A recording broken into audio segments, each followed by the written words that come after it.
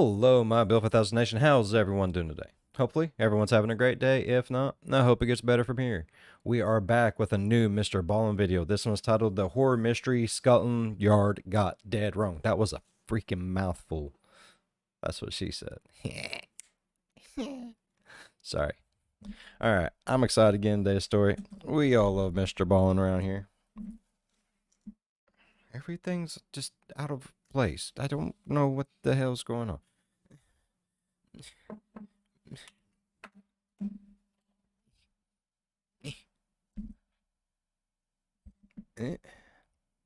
Hello? There we go. Alright, like I said, I'm excited for today's story. I love little weird ass stories like this. MrBallen's gotten by the buttload, bro. Like I said, I'm excited to get into today's story. If you guys are excited as I am, go ahead, turn them lights down low, put on something comfy, couple, something special. Let's get... Huh? No. Let's get... The Horror Mystery Scotland Yard Got Dead Wrong. Let's get a little paranoid up in here. I mean, because whenever I think Scotland Yard, I think like best of the best Sherlock Holmes type shit. You know what I mean? Thinking they got that shit dead wrong makes me a little paranoid about like regular cops. You know what I mean? Yeah. In today's story, you very likely will at some point go, okay, I know where this is going. But you won't, because the ending to this story is so random that it actually took 100 years to piece together what actually happened. But before we get into that story, if you're a fan of the strange, dark, and mysterious delivered in story format, then you've come to the right place, because that's all we do, and we upload once a week. So if that's of interest to you, please bring the like button out hiking with you on Kodiak Island in Alaska, but don't tell them you've secretly stapled a huge raw steak to the outside of their pack. Also, please subscribe to our channel and turn on all notifications so you don't miss any of our weekly uploads.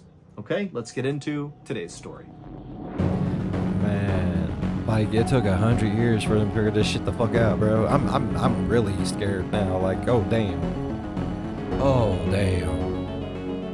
Under the bricks. Oh, damn. On the night of January 31st, 1910, an American couple living in London, named Belle and Dr. Harvey Crippen, were hosting a small dinner party for two of their friends. The group had just finished their food, and they were now in the middle of a game called Whist, which is a card game, when suddenly Belle put her cards down, and she stood up to tell a story. And Dr. Crippen saw his wife doing this and kind of knew what was going to happen, and he kind of gestured for her to not tell the story and please sit down and play this game, but she just kind of waved at him dismissively, like, please, leave me alone, I'm going to do it.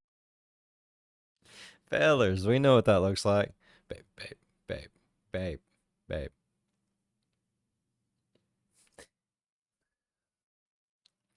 I got this. Hold my beer. We know how that goes. What I want to do. Dr. Crippen sighed and just kind of sat back and let this happen. Anywhere they went, he knew his wife had to be the center of attention, and there was just... Hey, that's perfectly fine. The old ladies are supposed to be the center of attention. 95% of the time. The other 5% of the time you're asleep. That's just how that is. Nothing he could do. Dr. Crippen was a pretty passive guy who kind of got walked all over, especially by his wife. He was kind of little, he had big bulging eyes and huge glasses he wore, and his job was he basically sat inside of a dentist's office and mixed medicines for the dentist. And so he was just kind of like this anonymous, forgotten about guy that worked in a back office, hidden from the world. Meanwhile, his wife, Belle, is like this beautiful woman, huge personality. She's an aspiring actress and singer, and everywhere they went, everybody loved her and basically didn't notice Dr. Crippen. Also, Belle would basically spend all of Dr. Crippen's money on her very expensive wardrobe. And so Dr. Crippen is just so annoyed. He's sitting on the couch and he's watching as Belle has now stood up in her big flowing pink evening dress, and she's regaling the guests with this big story of hers. And at some point, she just kind of transitions from telling the story to performing this bizarre song and dance routine that was this story. It's like she came up with a play in real time and performed it for the guests. And the dinner guests who were watching this performance, their names were Paul and Clara, they were totally totally entranced by what Belle was doing. They thought it was incredible. Paul and Clara were both theater people like Belle was. Paul was a former comedian, and Clara worked with Belle at their charity, which was called the Music Hall Ladies Guild. And so Dr. Crippen just kind of scowled as the two dinner guests applauded really loudly for Belle's big performance. And Belle, she smiled and kind of giggled and then sat down and said, "Thank you so much." And then, Dr. Crippen, he's thinking, okay, now that she's done with this performance, we can finally play the card game that I really want to play. But Dr. Crippen, after grabbing his cards, looked around and could tell that they were not going to play cards. The big performance by his wife had eaten up all the rest of their time, and now it was too late and the guests had to leave. Before Dr. Crippen could even stand up to begin picking up in the room to get ready for this visit to end, Belle, his wife, was demanding he go outside and get their guests a horse and carriage to bring them back home. And so Dr. Crippen just kind of put his head down and said, okay. And as he was walking towards the front door to get the horse and carriage, Belle yelled after him, "And don't get one of those cheap ones. Get an expensive one, a nice one." Dr. Crippen just kind of rolled his eyes, but said, okay. And then he walked outside. But despite looking all over the place, there were no nice horse and carriages. It was just the kind of loud, rickety, bad ones that his wife did not want him to get. But after looking all over the place for a full hour and not finding a nice one, Dr. Crippen finally just had to hail one of the bad horse and carriages. He called them over and then he went back inside and he told the guests, okay, I got your horse and carriage. And so they came outside and so did Belle. And Belle's looking at this carriage after this long delay and it's this terrible carriage. And she just stares at Dr. Crippen furious. The guests don't seem to mind. They just walk down the stairs, they get in their carriage, they say goodbye, and they take off. But the second Dr. Crippen had turned back around, Belle was already back inside their home. And so he knows, as soon as he goes in there, he's going to get yelled at. And so he went inside the home. And I'd be going to a buddy's house at that point. No. I know. I would have gave this lady the old Irish goodbye, bruh. in the living room was Belle, arms folded, just staring at him, absolutely furious.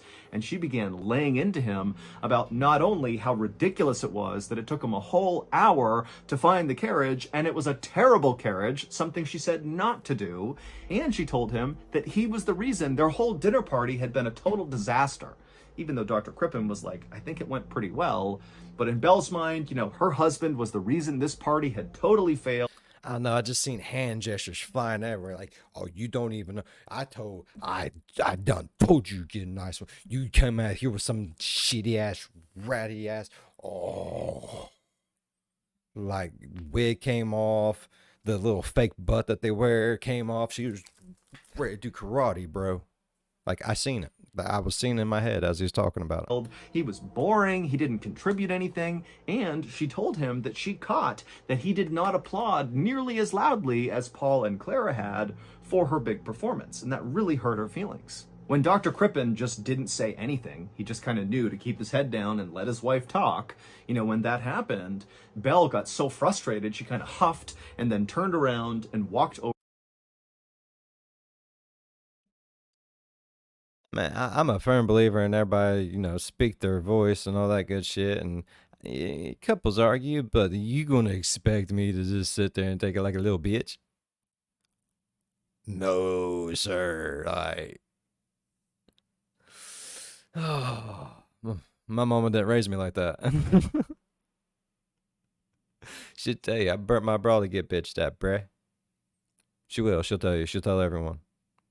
She don't care. Over to the mantelpiece, and she took this framed photo that she shamelessly left up in their house that was of her former lover, who she openly had had an affair with. It was this beautifully handsome, square-jawed prize fighter.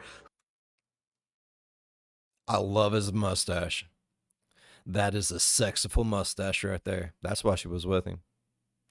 Other dude just had glasses. Look at that mustache. Who, again, Dr. Crippen knew his wife had cheated on him with. And so Belle, she takes this photo and she holds it up and she points right at him and she looks at her husband and says, I can get any man I want. Look right here. I can get him if I want to. I don't need you. But Dr. Crippen was not affected by this. He was completely used to being treated this way by Belle. And so again, he just stayed silent and took what she was throwing at him. And so again, Belle gets even. I don't think anyone should have to put up with that. Man, woman, no, nobody should. That's some bullshit, bro. Even more frustrated because she's not getting a reaction from Dr. Crippen, she finally just goes, you know what? I'm going to leave you tomorrow. I'm done with you. I can't be with you. It's over. And again, Dr. Crippen just didn't react. I mean, this really was typical behavior for his wife, even this threat of leaving him tomorrow. You know, she had done this before, but never followed through on it. It was just kind of like Dr. Crippen was her punching bag, basically 24/7. And so for now, all Dr. Crippen really wanted was for his wife to just stop ranting and raving so he could just go to bed. He didn't really care what she was saying. Frankly, he wouldn't even care. Oh God. I know. Yeah. You done? Good. I'm tired. See you in the morning. If you're here, you know. If not, then. If she did leave him the next day. He was totally unhappy in this marriage, as obviously she was, but he was so scared of scandal, he couldn't bring himself to divorce his wife. But if she actually followed through and left him, he'd be free. The marriage would be over, and it would be her fault. And so Dr. Crippen just stood there waiting for his wife to finish, but it was clear she had a lot to say. Even after threatening to leave him, she just kept on laying into him about all his faults. And then at some point, Dr. Crippen just totally caught her off guard by interjecting and saying, hey, Belle, do you want some whiskey? And Belle just kind of stopped and stared at her husband inquisitively. And then it was like her whole mood changed. And she was like, actually, yeah, I'll take some whiskey. And so Dr. Crippen said, great, I'll go make it. And he walked over to the liquor cabinet and he poured both of them a drink. 2 days later, the members of the charity that Belle and Clara, the dinner guest, were a part of, the Music Hall Ladies Guild, they were all sitting in their office in London waiting to start their meeting. But there was a problem. Belle, who was their treasurer and therefore needed to be at this meeting, was not at this meeting. She was late and nobody knew where she was. She's so dead. after they sat in this office for a while, just waiting. I've watched so many MrBallen videos. Either she's dead and he's running, he's dead, she's running, or they're both dead and he did it.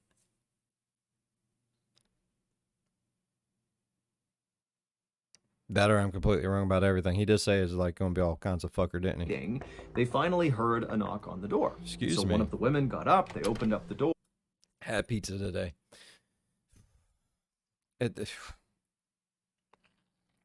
Cheese is not my friend. And standing outside is Dr. Crippen's assistant, this young woman named Ethel, and she looked kind of frazzled and maybe a little bit out of breath, and she was carrying a letter and a package in her hands. And so Ethel would tell the woman who opened the door that she was here on behalf of Dr. Crippen and also Belle.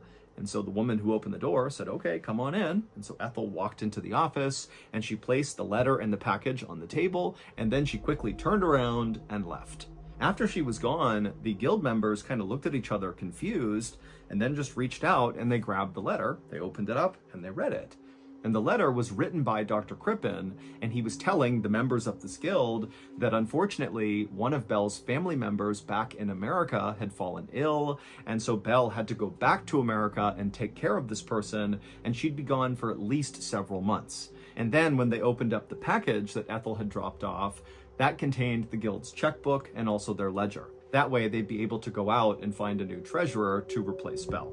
And so when they had finished reading this letter and seeing the contents of this package, the members of this guild just kind of looked at each other, not really sure what to do. You know, it seemed odd that Belle had not told them she was doing this, that she had left without saying goodbye. It could have been an emergency. But at the same time, it seemed like whatever she was dealing with in America was very serious. And so they decided the only thing they could do was to just hire a temporary treasurer and wait for Belle to come back.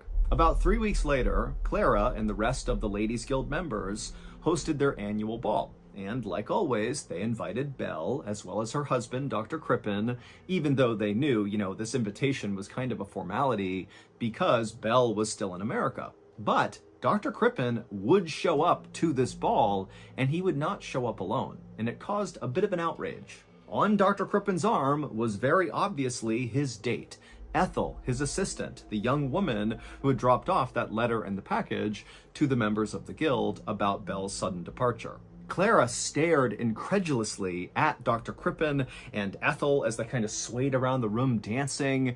I mean, Clara just could not understand what was going through Dr. Crippen's head. How could he possibly think it was appropriate to so openly cheat on his wife around all of his wife's friends and in such a public place? It just seemed unfathomable that anybody would do what Dr. Crippen was doing.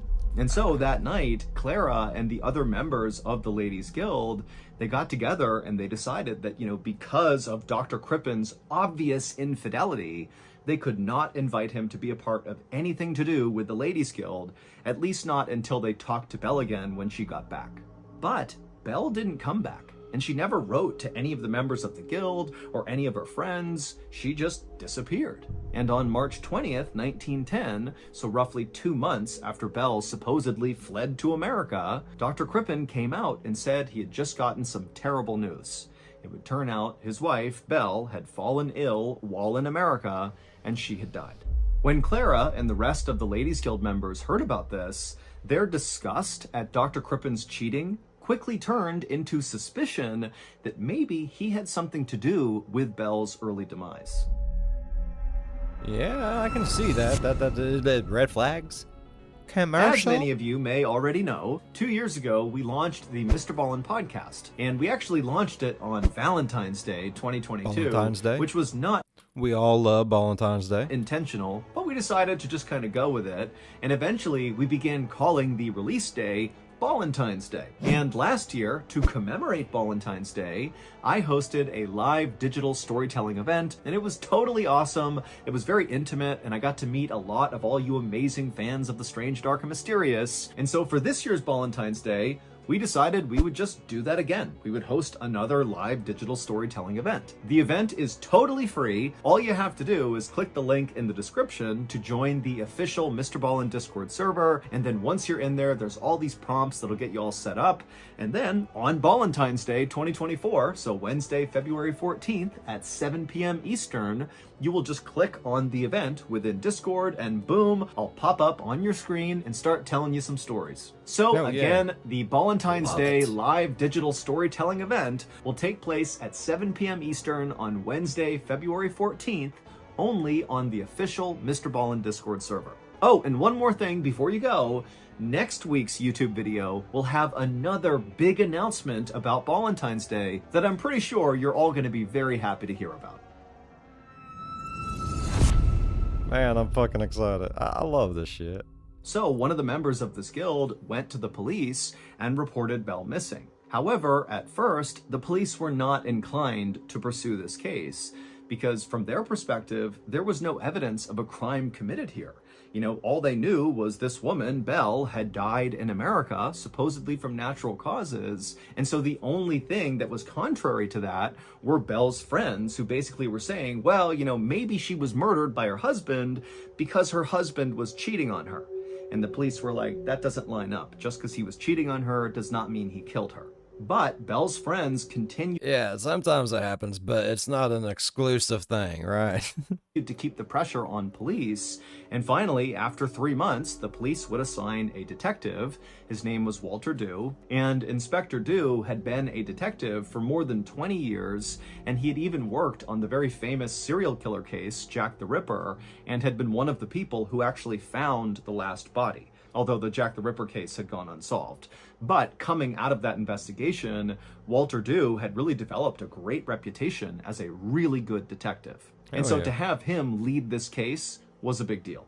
And so on the afternoon of July 6th, 1910, so roughly 5 months after Belle had gone missing, Inspector Dew, as one of his first things he would do for this case, went to Dr. Crippen's house to ask him about his wife. Now, Inspector Dew expected that Dr. Crippen would tell him the same story he had told everybody else about Belle, which is, she had to go to America to take care of this sick relative, and while she was over there, unfortunately, Belle passed away. But what Dr. Crippen ultimately told Inspector Dew was not that. Now, at first, Inspector Dew just asked Dr. Crippen a lot of basic questions about his wife. But Dr. Crippen seemed really awkward as he answered these questions. He actually almost seemed really embarrassed. And Inspector Dew clearly noticed this, but just kept on asking these routine questions and just allowed Dr. Crippen to act however he was going to act. Yeah. But at some point, Dr. Crippen just stopped answering the questions altogether, and he paused for a minute with his head in his hands, and then he took off his glasses, he put them on the table, and then he looked up at Inspector Dew, and he said, "You know, I should just tell you the truth. Belle isn't dead." Dr. Crippen told the inspector that the day following that dinner party they hosted with Paul and Clara, that morning when Dr. Crippen woke up, his wife was gone, and all her things were gone too. She had packed up in the middle of the night and left without telling him where she was going. And so Dr. Crippen realized his wife had finally made good on the threat to leave him. Dr. Crippen said he lied about what happened to Belle because he was trying to avoid a scandal. He said that, while Belle was horrible to him personally and really mistreated him, she was really kind of amazing with everybody else, and everybody else loved her. And so Dr. Crippen really believed that lying about this would ultimately save her reputation and his own. So it was a win-win. And once Dr. Crippen was relatively sure Belle was not going to be coming back, that she really had left him for good, that was when he began openly dating Ethel, because he had actually been in love with his assistant Ethel for a long time, and he felt like now, with his wife out of the picture, Aww. he could finally love her out in the open, even though he admitted, nobody would actually understand the dynamic here, because everybody else thinks Belle is over in America, and here I am cheating on her. But, Dr. Crippen insisted to the inspector that this was the truth. He was not cheating on Belle. He didn't have anything to do with her disappearance. She left of her own accord, and here he was. And so after Dr. Crippen explained all this to the inspector, Dr. Crippen just put his face in his hands and just looked so ashamed and embarrassed, to the point where Inspector Dew really believed Dr. Crippen. I mean, this is a guy who has just poured his soul out about some of the most embarrassing things of his entire life, so he's got to be telling the truth. Also, Inspector Dew couldn't help but think to himself that Dr. Crippen was this little kind of passive-seeming guy who did not really seem capable of killing somebody else. Bro, you'd but be surprised. At the same time, Inspector Dew could definitely see a woman like Belle leaving Dr. Crippen the way that she did. Still, just to be thorough, Inspector Dew asked Dr. Crippen if he wouldn't mind allowing the inspector to search the property, because after all, this is a missing person case, and so we gotta check everything. Dr. Crippen said, absolutely, search my house, do whatever you gotta do, and Inspector Dew would do just that. He went all over the house, looked everywhere, and he would find nothing.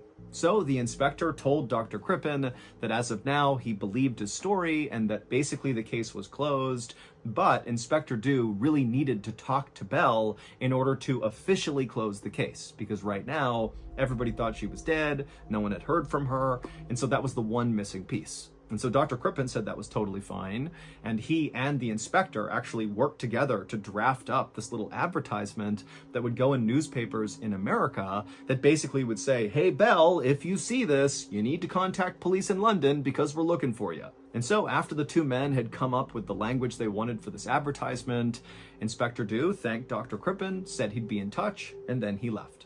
But 5 days later, when Inspector Dew went to follow up with Dr. Crippen, he discovered that Dr. Crippen and his new lover, Ethel, his assistant, were both gone, and nobody knew where they were. And this changed everything about the Belle case. Inspector Dew couldn't help but think, Man, I know it got really quiet, but my God, this got good. This got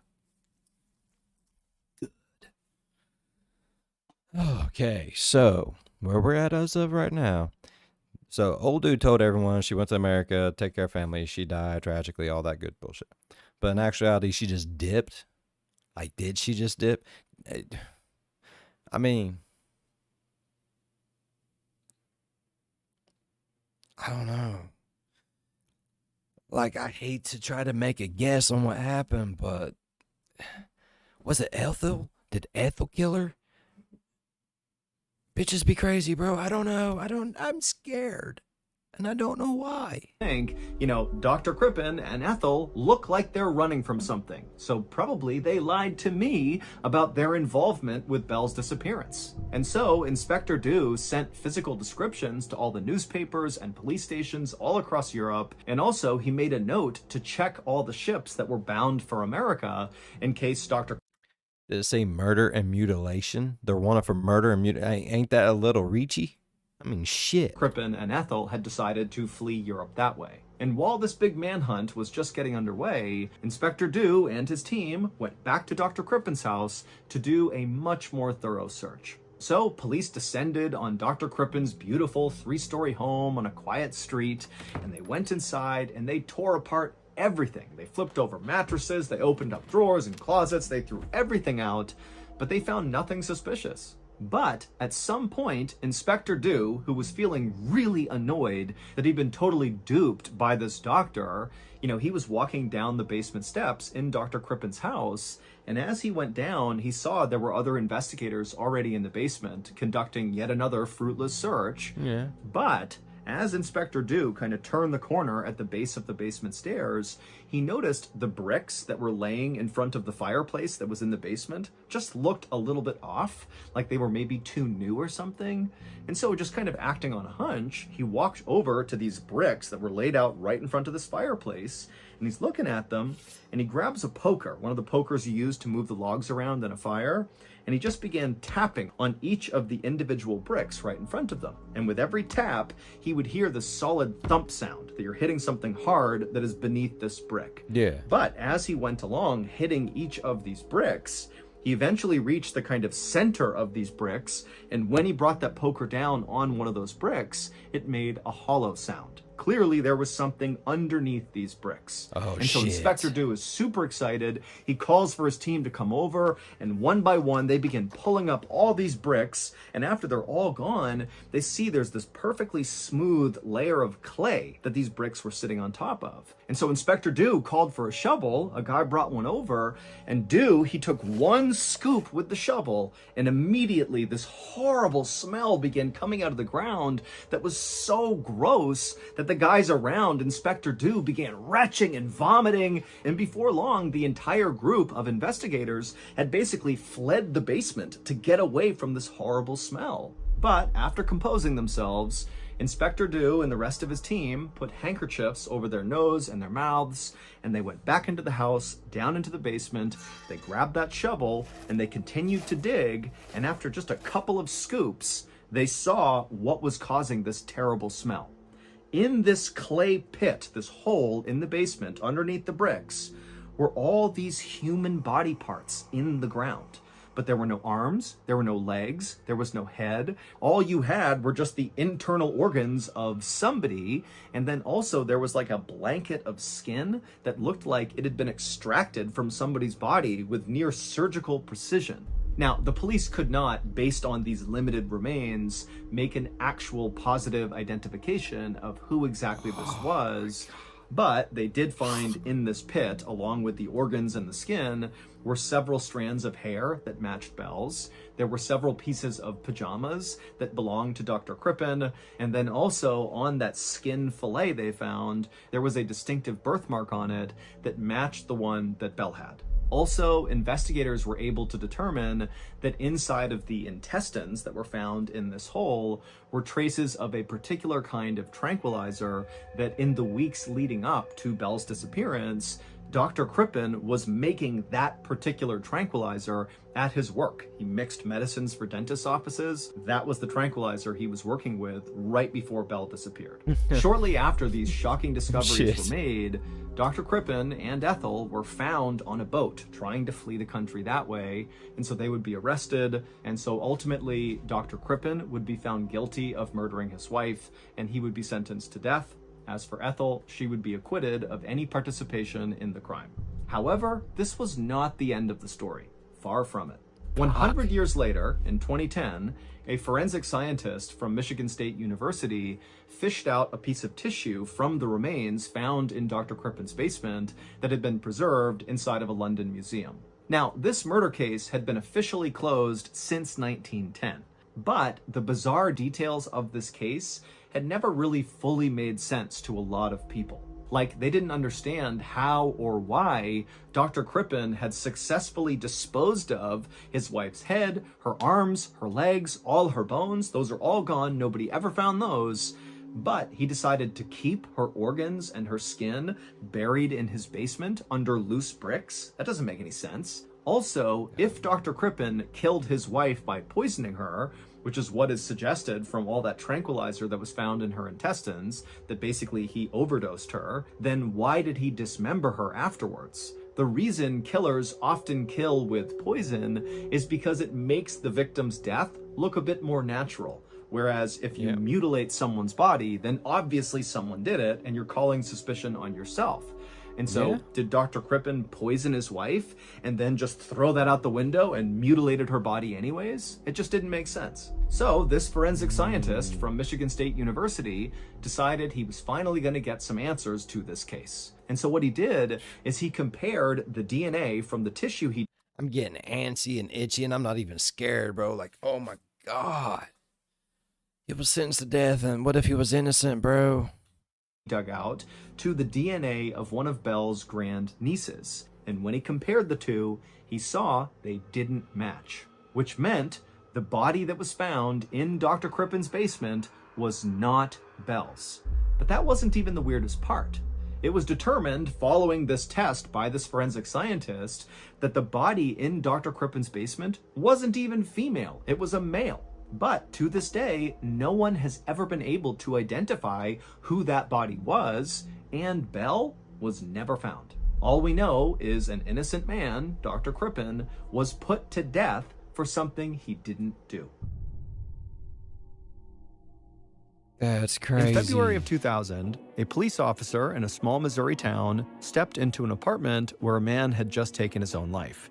Now, this police officer felt bad for the guy, but at the same time, when he walked inside the apartment, he fully expected this to be a pretty straightforward and easy case. Man commits suicide, the end. However, after walking over to the body, the officer spotted something odd laying on the ground near the dead man's head. It was a book, and it was open to a page with writing on it. So the officer knelt down and read what was on the page, and it sent shivers down his spine. Clearly, this writing was meant to be found. But before the officer could flag this to anyone at the scene, another discovery was made. A videotape was found in the dead man's trash can, and when the police watched that video, they were not prepared for what they saw. So that's going to do it. Be sure you check out our brand new... Most definitely, MrBallen. Man, that was a good one. Son of a bitch. I know I got really quiet for a lot of it, but damn, it was a good one. Dude was innocent. Where is the other lady? Who's the dude?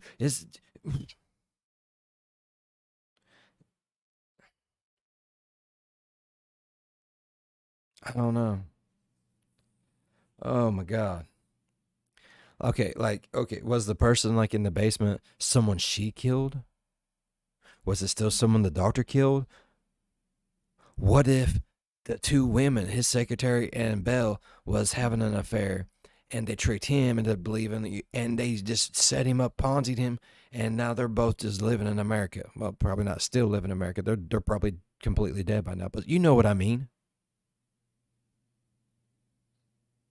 What if it was the muscle man with the good mustache? Yeah. They should have seen if he had mustache hair. You can't destroy a mustache like that. It stays forever. All right, I really enjoyed this story. If y'all enjoyed this story as much as I did, please go down there, leave a thumbs up. It really helps the channel grow. And if you want, go on over, slap that subscribe button, become part of the Build 5000 Nation. We do some crazy shit here. And if you want to know when that crazy shit happens, ding that bell. It might work for you. It might not. If it does, though, jump in on one of the premieres, get over on the live chat and be like, what's up, bruh? It worked. Leave a like and dip. Like I said, I would never ask any of y'all to do any more than what I would do. And I wouldn't do a whole lot. So, like and leave. That's all you gotta do. As always, be good to one another. I'll see you in the next one. Bye-bye. You know, be a good way to actually identify the body if they had some Build 5000 merch. Link to the store is in the description.